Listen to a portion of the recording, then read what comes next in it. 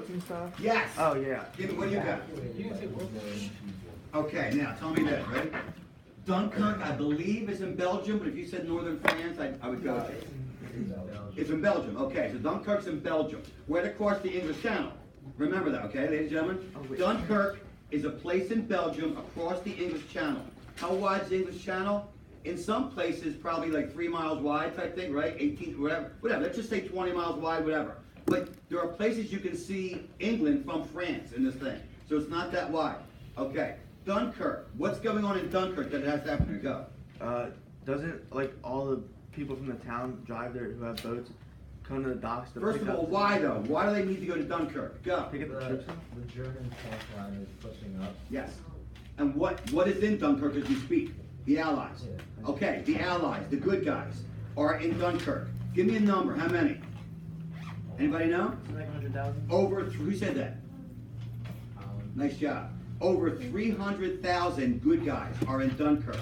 Here's the problem. Hitler has the Allies back to the English Channel. You agree? If Hitler attacks Dunkirk, what happens to those 300,000 Allies? They're dead. Now, it may not end the war, but what would it do to your morale if you lost 350,000 men in one battle? Pretty bad. It would crush you morally. You would have to, those bodies would be floating in the English Channel. Wait, now let me tell me something else. Could Hitler have attacked and done that? Yeah. Why didn't he? Because he's the world's worst general, thank God. Oh, you just bombed them. Okay, Hitler's own generals were telling him, we've got their backs to the wall. In other words, it's like you're fighting somebody, and then you run down to Ocean City, and the only thing between them and death is the ocean. All you have to do is what? Shoot them to fall into the ocean, and you walk away. That's what Hitler did. He basically walked away from Dunkirk, and he let us. Now, what did he allow the Allies to do? Everybody in England who had a sailboat, who had a motorboat, who had a canoe, who had a surfboard, what did you do? You crossed the English Channel and you picked up the Allied personnel and you took them back to England. I thought it was foggy that night. That's why. Well, it took place. Didn't it take place over 3 days or something? Yeah, but it was like a foggy. Like they knew the weather was going to be They foggy. did. So And I by the thought that's way, why Germans I've been in didn't the attack. English Channel. It's choppy, it's rough, it's hard, right? But everyone, like hundreds, thousands of personal watercraft. They moved across the channel, and if I'm a soldier, I jumped in your boat. He jumped in your boat. I tagged along, and they moved out 350,000 Allied personnel and all the equipment they could save. What could have been the worst disaster of the war, thanks to Hitler's ineptitude and our brilliance at technical maneuvers, we avoided it. That was huge. Go. Why other than specifically didn't attack it? I don't think anybody will ever know. I think Hitler's own generals knew he wasn't a good general, and that's why Erwin Rommel eventually decides to cooperate in a plot against his life. Hitler's an egomaniac, right? He had his dream and a vision, but guess what? You know what he didn't have? The brains to pull this stuff off. Thank God. I mean, when I say this, dear God, look at the damage he did do as an out-of-control narcissist. Yeah. Imagine if he was an out-of-control narcissist with military strategy background. With Napoleon. Mix him and Napoleon. Can you imagine that? So I'm saying, you're right. So Hitler, one of history's great questions is, why didn't he proceed and simply attack Dunkirk? Pride. It's too easy. Probably Huh? his pride. Probably his pride. Probably what? Pride. Or like his arrogance in the way he had been attacked before. I was like, well, let's just say. Maybe, but I'll tell you what. If I was fighting you, right, and you had 355,000 soldiers on a beach, and you were defenseless basically, and I left you alone. It doesn't matter. It doesn't as a military strategy. Anyway, Dunkirk is huge. Now, third thing. Here we go. This is the easy one. No D-Day. No D-Day. Now, Crane, you do it. Alright, so Give me the setup. the Germans, they had complete control of Europe. They did. Hold on, let him talk. That's important to know. The Germans had complete control pretty much of Europe. The Allies could not get a foothold. That's the word you want to use? Right? So now, if you're an ally, I need to get a foothold in Europe and move my guys in so I can fight you on that turf. They couldn't get a foothold. The Germans had all this. Now go. So then the British and the Americans, they teamed up and got a bunch of landing craft, and then they put people, tanks, everything on them. It was one of the most well-kept secrets of the war, right? A lot of people didn't even know until the day of what we were doing. Okay, what they decided upon was this, right? I mean, There's I a can't place do in that. France called I didn't put it Normandy, in. where we were gonna make our landing. Now, what's the problem with Normandy? Normandy had 5 beaches, you agree? Omaha Beach, right? Gold Beach, right? Had 5 beaches, beach heads. The problem wasn't, okay, now, problem number 1, I've gotta land soldiers and equipment. Aren't there mountains? Here's the problem. They're like There were machine cliffs. guns. There were cliffs. Right up the- Okay, and by the way, where are the Germans? They're up top. Now, so now you, as an Allied soldier, they drop you off the back of a boat. You got about, what, 100 pounds of equipment on you at least? A lot of guys didn't even make it from the landing craft to the beach because they sunk with the weight of equipment. I'm seriously, like, that, first of all, that's a tragedy. Okay, so let's just say you made it to the beach. Now, you crawl up on the beach, right? All of a sudden, now you're on the beach. What's the problem? What are you looking up at? Machine guns. German machine guns just raining down bullets upon you. So you had to basically cross the beach, and then you had to cross the beach and then climb a cliff. The whole time, the Germans are up, literally. It was, now, was it basically a bloodbath? It was. Did the Allies finally pick up a couple beachheads and get up there? It's one of the greatest victories in Western warfare for the good guys. Go. Ever seen the movie Saving Private Ryan? Yes. The first, believe it or not, the first 20 minutes I've shown in the past. It's so bad. Because the first 20 minutes show you the limbs in the water. They show a guy literally picking up his arm that fell off. It's unbelievable. The I first, recommend it's a good movie. it's a movie, I agree with you. But the first 20 minutes are breathtaking, you agree? Because all you see is that these poor soldiers. And by the way, these are 18-year-old kids. You're 16 years old. Imagine 2 years from now, we took you over to Europe, right? You're crossing the English Channel in a boat, and you know that when I say jump, you gotta jump off the boat, run across that beach, climb that cliff, and then, once you get up there, then fight the Germans. And you actually did it. I don't know if I'd have that. I don't know. Would you have the guts to do that? No. I'm serious. Like when people you know why I love soldiers so much? Like I've got a strange affection for them. It's just unbelievable what those guys went through. You have to have enormous. Go. So I was in the Vietnam War J term, and then they brought in speakers like veterans. So this one dude said he like took points like when they're sweeping for bombs, and he said like you don't feel anything when you're in the moment. So Yeah, I was just gonna say that. when you were going on the beaches, you probably didn't feel nothing. You think? I mean, that's amazing. It's like you're on autopilot. It's weird, isn't it? I know what you mean, but I think I know what he means, don't you? Yeah. But suppose you didn't go on a pilot. Suppose you. Those Yeah, are I like have in headaches. the water.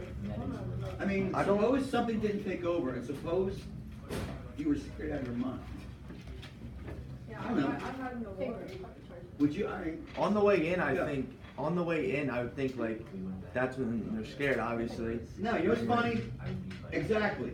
On that crossing, if they could go back, they would at yes. the time. Once But you then, threw me on the beach, I guess I got no choice. once you get in there, like they probably don't even feel tired when they get on the beach Come on. because they're not focused on that. That's not what they're You know like. what's funny you said that? When I played in high school, played football, right? I Yeah, was it always just more takes over. nervous on the bus traveling to your stadium. Once I got to the football field, I was fine. That's how it is at wrestling. But the bus ride to your field, I always had tons of butterflies, all kind of self-doubts, right? And once the game started, I didn't even know, all that went away. Now, I would hope that would be the case, that autopilot thing. But like I said, dude, we're talking machine. Yeah, there's some crazy guns. Them MG42s, they fire 1,500 rounds in them. Dude, That's like it ripped you up. Like I said, it ripped you up. that's like 20 bullets a second. Yeah, that's what I'm saying. Like, yeah, it ripped you up. Anyway, D-Day, one of the greatest moments in Western military history. Now, Otremsky. All right, Pearl Harbor is basically a little naval base in Hawaii, on Oahu. Okay, fine. Been there, by the way, kind of cool. All right, now, on the morning of December 7th, 1940, 1942. 1941. You joined the war in 42, right? basically. No, this is one, this is. 41 or 42? 41. See, now you've got me messed No, up. it's 41. No, No, it's not 41. 41, like, I looked it up. December 7th, 1941. Yeah, but you know what's weird? When you said that, I'm thinking, wait a minute, am I wrong? Alright, anyway. Okay, so anyway, what's going on here? At this point, right, World War II, is the United States in the war yet? No. No, we are basically providing a lot of things to the Allies, you agree? We're providing things to the Allies, however, we're also providing something to Japan, which is what? Oil. I thought we were free to give them Good one. luck. Wait, what's what? I thought we were free to give them one, that's why they wanted. That's why they went. In other words, we had to deal with them giving Japan oil. Okay, if you're Japan, and we say to you, we're cutting off the oil, what just happened to your war effort? It's going down. You don't have one, because every little thing you do requires what? Oil. So, how does Japan retaliate? They put together a plan by Emperor Hirohito, and also Admiral Tojo. Okay, what is the plan? In the pre-dawn hours of December 7th, 41, what are they going to do? They're going to fly dozens and dozens of aircraft over Pearl Harbor and do what to it? They're going to bomb the hell out of it. Okay, did we lose anybody? 2,200 guys? We lost over 2,000 young men. We also lost a half a dozen ships, big freighters, right? Fighter ships and whatever. It was huge.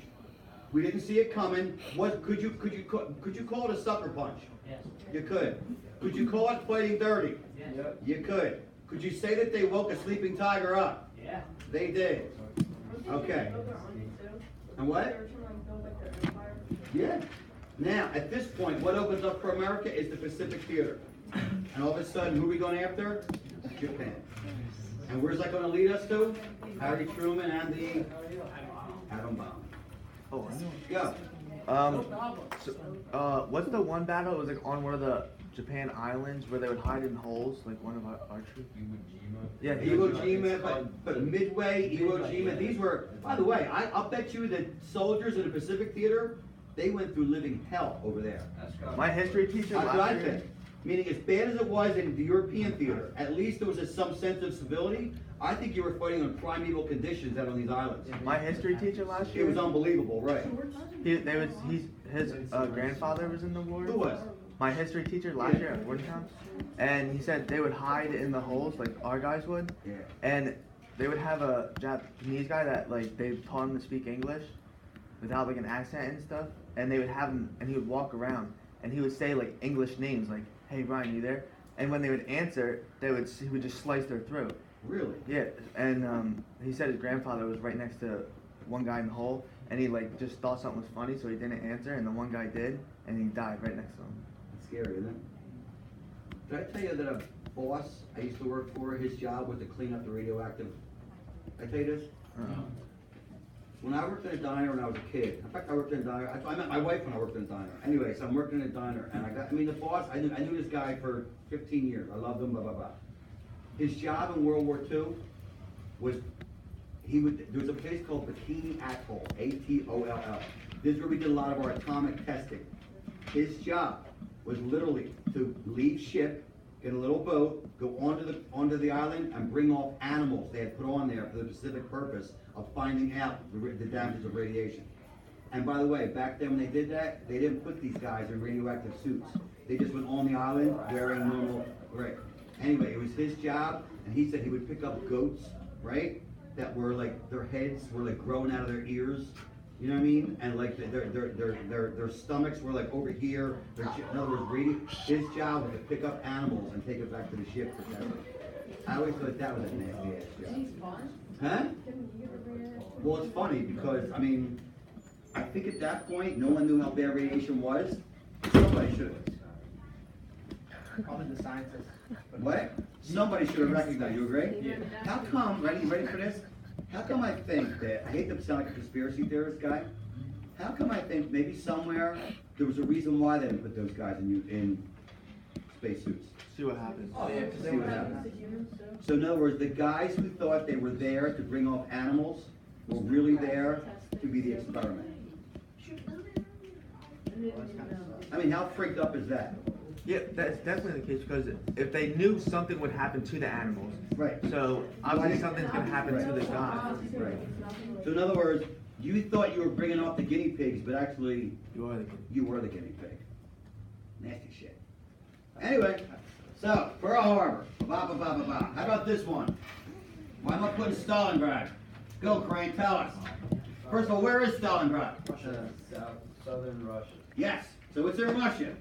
Okay, what's going on there? Alright, so the Germans, they did an offensive against Russia, and they were pushing into Russia, and then they took Stalingrad, but once the winter came, the Soviets began pushing back, and then they took back Stalingrad, and there was a whole bunch of dead people. And it's, okay, so why is it huge? Basically, if Germany can capture Russia, is this again a whole different war? Yeah. Absolutely. So now, if you're the German generals, and you hear early on that you're doing well in Stalingrad, the war effort begins to like speed up for you guys, right? And all of a sudden, after the Russian winter, what happens? All that work unraveled, and Stalingrad became nothing but a mass burial site. Yeah. 2 million guys. Let that sink in. 2 million casualties at Stalingrad. I would say to you, or you might say to me, the turning point in World War II is Stalingrad. Once Germany loses Stalingrad, that's it. They're not coming back. But Germany loses it? Eventually, yes. Early victories, and then by the time the Russian winter sets in, the German losses, they can't get boats through, they can't get supplies through. They're, right, go. Well, most of the casualties were from Russia, like, because they had untrained men. But Russia could afford the casualties Yeah, too. they had, like- If you're talking about attrition, let's face it, dude, yeah, they could afford it, the Germans couldn't, right?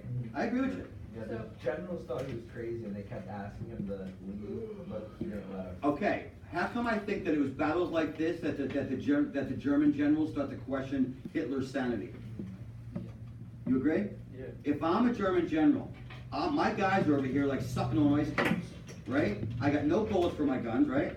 I got no food, and and your orders are to what? Hold out? Hold out for what? So I always thought Stalingrad was when the German generals really start to say to themselves, we gotta do something with this son of a bitch. It was like the biggest cannibalism. It was unbelievable, right. Anyway, 2 million guys. And by the way, the entire war effort, I've seen estimates up to 80 million people die over it in World War II. This is just sick. Go. No, the Russians, they didn't even send some of them in with weapons. They would give them a knife, and they would have to kill someone and take their weapons. This is like barbaric, And isn't the it? Russians sound like kids, like 13. You know what's weird? If you said to me, pick 3 groups of people, if you had to go into battle, pick 3 groups of people that you want with you.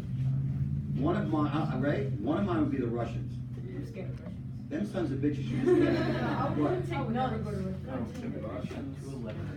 United States, and then See what, I'll tell you what, shut up, Russians, Japanese, British. No, like World War II. That's what I mean, right? Yeah. I bring Vietnamese. I mean, you figure those Japanese guys would fly their airplane into your boat. They didn't give a shit.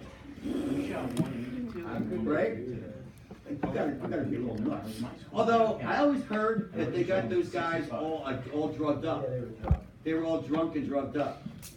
Hey, the Russians were crazy. They didn't care. What? They were crazy. They were what? The Russians, I said they were like crazy. They were like, they wanted to go out there and kill people. They were Russian peasants, right? They weren't, by the way, they're not rocket scientists, right? They're just big, strong people. Yeah. You can't kill the sons of bitches. You beat the hell out of them, they keep coming. So in the Stalingrad, Germany originally took control of it, but then Russia came back after the winter? Yeah, just like Napoleon, people find out that the Russian winter is nothing to play with. Okay? Anyway, last 2 things. All right. 1945. Crane, talk to me. Patillo, talk to me. 1945. The war ends. Everything goes back to normal, right? Nope. Not even close. All right. World War I and World War II are called hot wars. Why? Because they lead up. Because there were actual what involved? Fighting. Actual fighting, actual guns, okay. All of a sudden, here's the problem. After World War I, World War II comes, right? After World War II, we have what's called the Cold War with the country of USSR, which is the Union of Soviets, which is, by the way, a fancy way of saying Russia. Okay. So, what happens? It's a Cold War. What's the problem with the Cold War? The good news is what? There isn't active fighting. You agree? Yeah. It's a lot of stare downs. Is it a race almost? It's a Walter arms race. But it's basically you and me looking at each other from across the cafeteria, right? And we're staring at each other. And all we're waiting for is one person to put, who's gonna start the food fight? Unfortunately, we're not gonna fight with donuts and french fries. What are we gonna fight with? We're gonna fight with nuclear weapons. Now, do you know what the doomsday clock is? 1 second. Do you know what the doomsday clock is? Isn't that DEFCON 5? The doomsday clock is a real thing. It's literally a clock that the scientists somewhere have in their laboratory. And they keep a track on how close they think we are to basically Armageddon, the nuclear war. Forward, right? Okay, yes. So, during the Cold War, how close did the doomsday clock get to being like ground zero? Like less than a minute. That's what I was about to say. There's so many times that humanity was so close to Less than a getting minute. wiped out. Do you know what I mean by that? In other words, all the best scientists in the world thought what? We are so close to nuclear war, one little spit, and it would have happened. Now, as we speak, we've backed off. I think now we're over like 5 or 10 minutes, right? But there's still a danger. But you imagine being less than a minute? I think I saw a movie on that. Oh, it's scary There's so shit. many. I'll tell you something else. I don't know if like Russia, when we bombed Hiroshima and Nagasaki, right? They were like 15 kilogram, 15 kilo something right, bombs. Russia has a bomb right now that is 6,700 times stronger than the Hiroshima and Nagasaki bombs. 6,700 times stronger. If they bombed New York, okay, ready? When Russia tried this bomb out, they went to an island in northern Russia, and they dropped the bomb on the island. Windows broke in Finland and Sweden. They were trying to make one even bigger That's than why the that. radiation They were goes trying up. to make one 100 megatons. Right, they are. There's a name for it, but can you wait? Just let that sink in. They set off a bomb in northern Russia, and you're living over in Sweden, and your windows broke. We probably have one, but even bigger. Oh, no, I don't know about. Oh, we have the most nuclear bombs is us, but the biggest right now, I always heard was Russia. Theirs are just monster nuclear bombs. The last time I saw something, like, there was like a thing on like Discovery Channel, which I don't know if I believe it, but I'll go with it. They dropped this monster bomb on New York City, whereas Hiroshima, you had a chance. To escape. By the way, do you know what kills your nuclear bomb? For radiation. First of all, is the temperature. First, Yeah. the temperature in Hiroshima got to like 3,000 degrees Fahrenheit. Oh, Their Oh yeah, people's these faces were like bombs- burned off. Literally, you were reduced to your element. Like within a second and a half, you were reduced to your hydrogen and nitrogen. Oh, that's not a good way to go. Okay, that's what happened at ground zero. Then there was a flash that blinded you. The light that comes is like 7,000 times more powerful than looking into the sun. So, if you happen to make it through the initial blast, good luck seeing for the rest of your life. Then the radiation spreads out. The winds pick up. If you don't die of the initial poisoning, you'll die of buildings being toppled over by the winds and what it does to the atmosphere. And if you survive that, then so like you have like nothing, like you're just bored out of your mind, you go to sleep. Well, at that point, like I You'll said, get then cancer. generations of radiation. Okay, now here's the weird thing. Hiroshima and Nagasaki, I think if you were living, let's just say, 7 miles away, you might have lived through that. You agree? Here's the one I saw recently, all right? It was so big, they dropped it on New York City. The ground zero, they spread out to 50 miles away. They called that ground zero, meaning anything within that radius was what? Vaporized. We'd be okay. No, we wouldn't. We wouldn't survive. And what? I said we'd be okay. Wait a minute, that's what I was, wait a minute. That's what I was New York wondering. City's a lot more than 50 miles away. Yeah, I New York, wait, no, it's funny, New York City's 90 miles away, right? Yeah. Okay, so if the ground zero is 50 miles any direction, Next okay, week, fine, literally. it's still 40 miles away from ground zero. But why do I think, No, we would still die. We would definitely still die. I think we're dead. Radiation. Yeah, and the And what? radiation. Yeah, You can still get hit with the high winds and turbulence. you know what I always heard too? Wear light, if there's a nuclear bomb, wear like light clothing. No, I would just run towards it, you know. What, die quick? You're gonna die anyway. Oh, I think a lot of people would just, if they had like arsenic, I just. Oh, yeah, if like I saw nuclear bomb coming, like I know it's gonna hit near me, I'd just shoot myself. yeah, but do you believe that some scientists are actually, like, if a nuclear bomb, change your clothes? I know why, I'd be changing my underwear. right? I know that much. But apparently, light clothing repels radiation and dark clothing attacks it. You're Well, gonna it's see good it. at height, so it's not like, if it comes down to that, Wait, is that why all radiation suits are like white and yellow? Yeah. Oh my god. Yeah. Wow. Look at that. Wait, isn't Hold on, what? Go. Yeah, I agree with you, but let's face it, who's holding on to lead these days? You're weird. Have a pencil. Okay. Give me a pencil. Wait, we've been killing people with pencils. Give me the lead, damn it! Right. Didn't one of our presidents break into like the embassy during this time? To find Didn't out, our like, president? one of our presidents like break into the embassy or something at this time? What? Give me more information. I don't know. Apparently, like he put tape on the door so it would stay open. Do you know what I'm talking about? What? To like find. I'm sure you're referencing someone. Yeah, I just forget exactly what it was, but I know it's during like this time, cause like I forget what president it was. All right, think about it. I don't know. Or I'll look it up. I'll look it up. ex-super. What's his name? Oh, he's leaving North Carolina. I'll look it Go. up. You know, in the 80s, there was a missile launching site in Russia, and then they were like getting satellite readings, and then they got one. Like this glare came off of this, so it came off that it was a nuke going towards Russia, and then they were about to fire off all nukes at the U.S. and then one, like they had to get the okay from 3 people in there, and one of them said no. So that one dude saved everything. Dude, thank God there are safeguards built in, you agree? Yeah, I mean, in other words, I wouldn't wet this, because I don't think, even like Donald Trump, I don't think he could just push a button. Yeah. Right, so even if whether you like him or hate him, I don't think Trump can just walk up and go, F this, boom. I didn't like that, right? There's got it, so I mean, relax, it's okay. I really, right? You agree? But I mean, right now, how many countries got the nuclear bomb, you know? Pakistan, Israel, India. Is it at least 10 or 11, 12? Here's what's scary, right? I worry about Pakistan and India. Yeah, They don't like each other. a lot. A lot. They I don't, do some- that's spooky, right?